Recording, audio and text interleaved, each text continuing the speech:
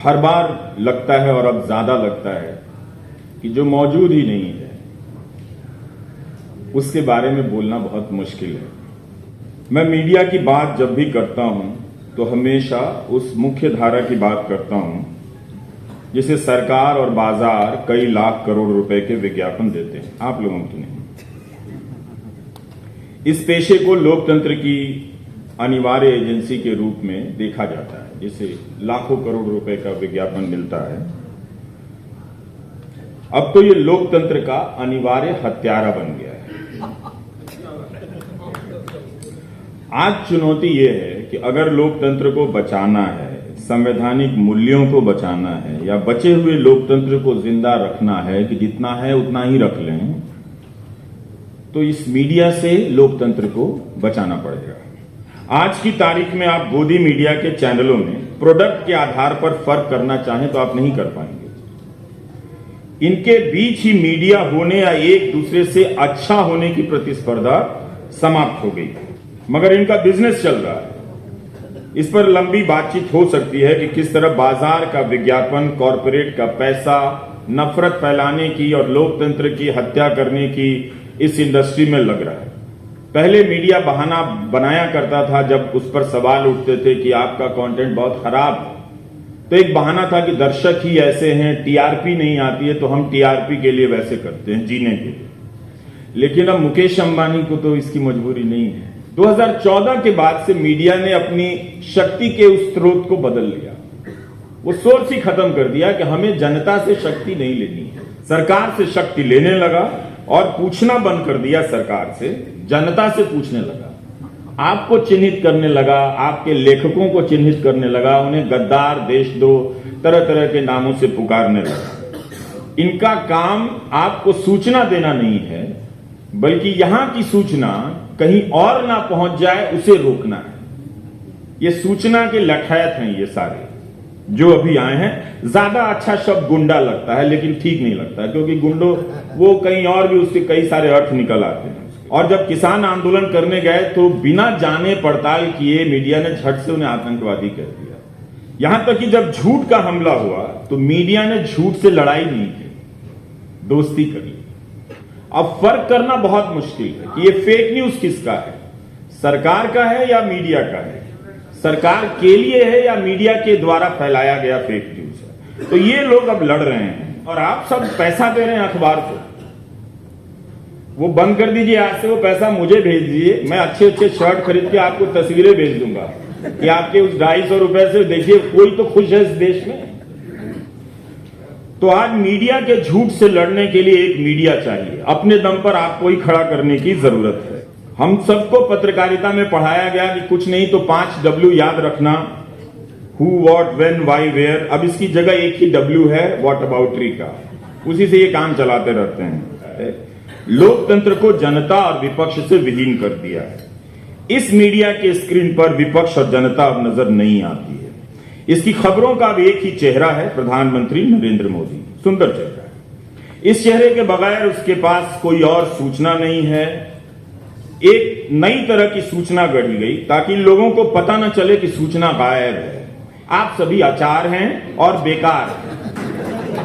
इस मीडिया में आप मोदी, बीजेपी, आरएसएस, बजरंग दल सबके गुण देख सकते हैं, मगर विपक्ष को जब यह दिखाता है तो मरियल। एक एंकर जोड़कर बता रहा था कि प्रधानमंत्री 100 घंटे काम कर सकते हैं, तो युवा 70 घंटे काम क्यों नहीं कर सकते? जैसे सभी को काम मिल गया है, बस युवाओं ने काम में मन लगाना छोड़ दिया है। वो दफ्तर नहीं जा रहे हैं, वो छुट्टी पे घर बैठे हुए हैं। 2019 में इन युवाओं से कहा गया कि पकौड़ा तलना भी रोजगार है। अब उसे सुनाया जा रहा है कि 70 घंटे काम करो और काम का पता नहीं। वो आजीवन सैनिक बनना चाहता है हमारा युवा, आपने 4 साल का अग्निवीर बना दिया। भारत के लोकतांत्रिक इतिहास में मीडिया समय समय पर कभी स्वतंत्र रहा, कभी नहीं रहा, कभी आधा रहा, कभी गुलाम रहा, मगर इसका पाठक कभी भी गुलाम नहीं था, इसका दर्शक कभी भी गुलाम नहीं था। गोदी मीडिया नहीं देखने की कई बार मैं बातें करता हूं। क्या आपको लगता है कि इतना आसान है कि कोई गोदी मीडिया ना देखे? यह तो वैसे ही है जैसे किसी रील्स देखने वाले को आप समझा रहे हैं कि तुम रील्स मत देखो। यह एक ऐसी आदत है जिससे बाहर आना सभी के बस की बात नहीं होती है। आप धर्मनिरपेक्षता से सांप्रदायिक बहुत आसानी से हो सकते हैं, लेकिन सांप्रदायिकता से धर्मनिरपेक्ष होने में या मानव होने में, मानवीय गुणों से अपने आप को उस पर लाने में बहुत ही असाध्य प्रक्रिया है। ये सबके बस की बात नहीं है। भारत की पत्रकारिता में सांप्रदायिकता का अंश तो रहा है, मगर आज जो है वो अलग है। अब सांप्रदायिकता ही पत्रकारिता है। आप सांप्रदायिकता के बगैर पत्रकारिता की कल्पना नहीं कर सकते। आम आदमी की अब हालत ये हो गई है कि हर दिन मुझे 50 मैसेज आते हैं कि आप नहीं करेंगे तो कौन करेगा। क्या मैं सारे अखबारों का विकल्प हो सकता हूं, सारे चैनलों का विकल्प हो सकता हूं? जाहिर है नहीं हो सकता हूं। और मुझे हर किसी को हर दिन की शुरुआत में ही हर 50 से 100 लोगों की उम्मीदें तोड़नी पड़ती है, बड़े बड़े अक्षरों में लिखकर बताना पड़ता है कि हां मैं ही हूं और मैं नहीं करूंगा। पहले होता था कि मीडिया आदमी के पास चलकर जाता था, अब आदमी मीडिया के पास चलकर जा रहा है, तब भी कोई नहीं सुन रहा है। प्रधानमंत्री नरेंद्र मोदी, राहुल गांधी और मुझ में एक चीज कॉमन है, हम तीनों यूट्यूबर हैं। लेकिन कुछ कुछ अंतर भी है। राहुल गांधी शायद नहीं कहते हैं कि मेरे चैनल को सब्सक्राइब करो, अगर कहा भी होगा तो मेरे ध्यान में नहीं, लेकिन प्रधानमंत्री ने कहा कि मेरे चैनल को सब्सक्राइब कीजिए। तो उस मामले में मैं उनसे सीनियर हूं, क्योंकि उनके पहले से मैं कहता आ रहा हूं कि मेरे चैनल को सब्सक्राइब कीजिए। तो और ट्विटर पर भी मैं उनसे सीनियर हूं, प्रधानमंत्री से उनसे पहले आया हूं ट्विटर पे। तो खैर, अब उनके समर्थक मेरा मजाक उड़ाते थे कि ये ट्विटर पे मांग रहा है और सब्सक्राइबर ढूंढ रहा है, इसको नौकरी से नहीं। देखिए, पत्रकार खुश है पत्रकार की नौकरी जाने से। तो हम यहां तक आ गए हैं। लेकिन वो जब उन्होंने सब्सक्राइबर मांगना शुरू कर दिया तो मैंने कहा चलो एक मामले में तो मेरी जीत हुई। प्रधानमंत्री को क्यों यूट्यूब पर आना पड़ा, राहुल गांधी और मुझे क्यों यूट्यूब पर आना पड़ा? दोनों के कारण अलग है। प्रधानमंत्री के पास अगर बाजार का मीडिया उसे छोड़ ही दीजिए, बेहिसाब दूरदर्शन के तमाम चैनल हैं, आकाशवाणी के तमाम चैनल हैं, इसके बाद भी उन्हें यूट्यूब पर जाकर कहना पड़ा कि आप हमें सब्सक्राइब कीजिए। इसलिए नहीं कि टेलीविजन के बताया जाता है कि दर्शक कम हो गए हैं, ये कुछ कारण रहे होंगे, या फिर इन एंकरों की साख खत्म हो गई है तो अब ज्यादा उससे वसूली नहीं हो रही है। पर मुझे लगता है कि ये बहुत ज्यादा मजबूत कारण नहीं है।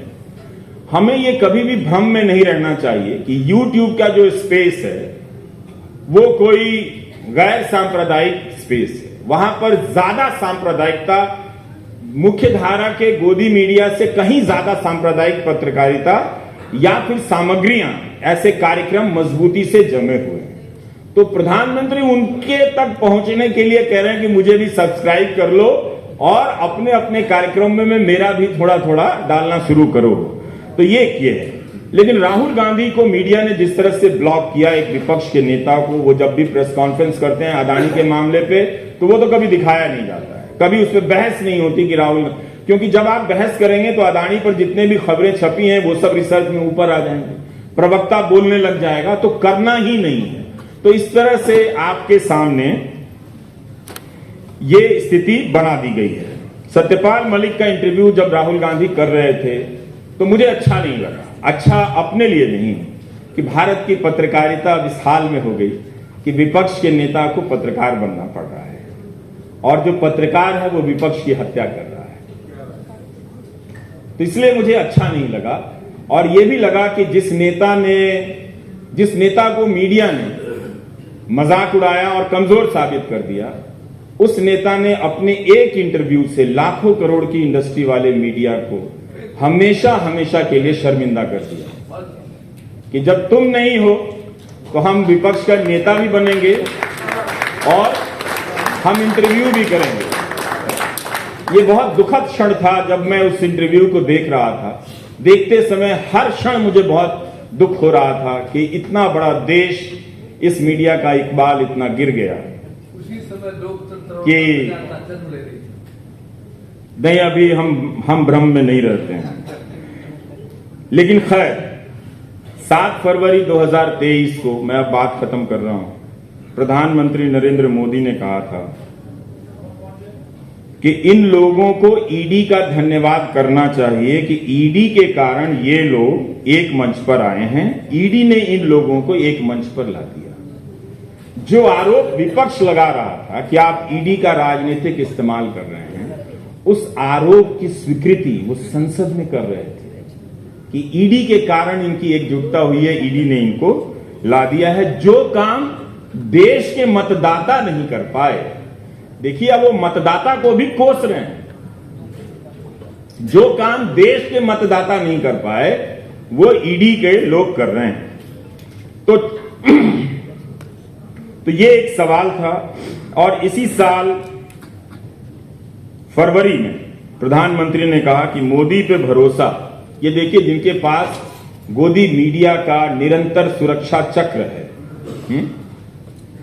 वो कह रहे हैं कि मोदी पे भरोसा अखबार की सुर्खियों से पैदा नहीं हुआ है, मोदी पे भरोसा टीवी पर चमकते चेहरों से नहीं हुआ है। जिन्होंने कितनी खिदमत की उनके बारे में वो कह रहे हैं कि मोदी पे भरोसा अखबार की सुर्खियों से पैदा नहीं हुआ, मोदी पे भरोसा टीवी पर चमकते चेहरों से नहीं हुआ, जीवन खपा दिया है, पल पल खपा दिए हैं।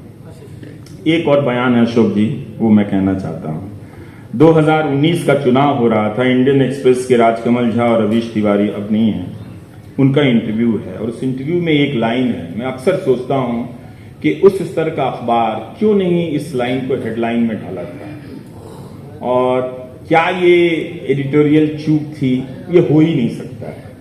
हम सब जब किसी बड़े नेता का इंटरव्यू करते हैं तो उसकी एक एक बात पे बहुत गहरी निगाह होती है और उसकी 3-4 बातों में से हम चुनाव करते हैं कि किस लाइन को हम हेडलाइन बनाएं जो लगे कि उसका न्यूज वैल्यू ज्यादा है। तो प्रधानमंत्री कहते हैं whether news gets published is not the only thing in a democracy. समाचार प्रकाशित होता है या नहीं लोकतंत्र में, यही एकमात्र चीज नहीं है। नमस्कार।